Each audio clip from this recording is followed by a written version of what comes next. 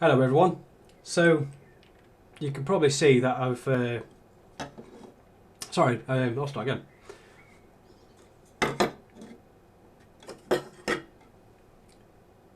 Hello everyone.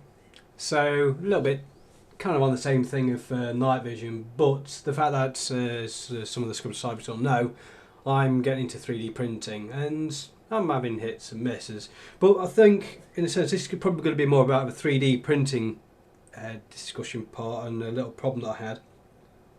And the little problem is this is how I wanted my tube to print out, which is pretty much a Billy Bones basic tube, nice and light, pretty sturdy, but we can go on to a different discussion on that part. However, after a couple of attempts, you could see that I was having a bit of a height issue and quite a bit of a shrinkage, and it kind of got worse and worse, and I was racking my brains. Initially, I thought the Z Axis, and that's where the plate goes up and down. That's what they call the Z Axis on 3D printers.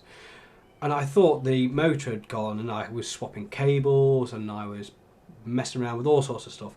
And then I came to a part where I thought it was the motherboard that was at fault, and I went through the motion of trying to find one, and it's 120 odd pounds, and I've got to do all sorts of firmware and stuff. However, for those who've got a CTC printer, you might just be looking at one of these, and this is a stepper motor driver, and these are about £2.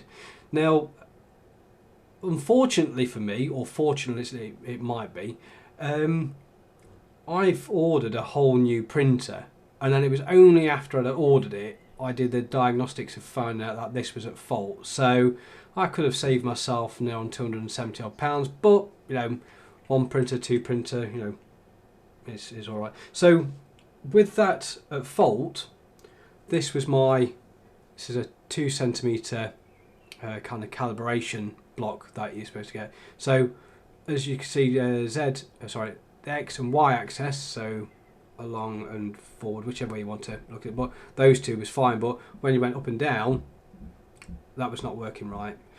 But after I then used a donor one, which was from the other extruder, I managed to get a block, and as you can see I was losing almost half the height, which is kind of almost in line with what was happening, and this was degrading to such an extent that I did have almost a blob of plastic at one point. So if anyone's having problem with the Z Axis and they're kind of on the cusp of thinking that they might need to do something drastic, take the bottom of your printer off, find the Z Axis driver, and take the one out from the one of the other extruders that you've got and swap it over.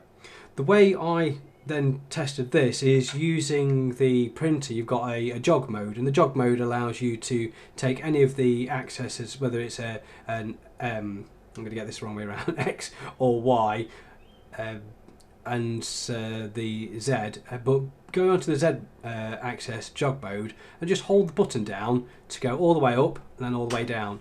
What you'll find is if you've got a fault with this, like I did, is what you'll find is the plate will go down, down, down, down, and then just stop. And no matter how many times you press it, it just stays there. Then you might find that intermittently, after you've taken your finger off it for 10, 15 seconds or a couple of minutes, that'll just then go down again. That'll be, from my experience, quite a nice indicator that this is at fault. Again, £2 on eBay, might take a couple of weeks to get there, but £2 versus 270 odd pounds I've just paid for a new printer. Take your pick. So there you go, that's just one video for tonight. There's going to be some more to follow.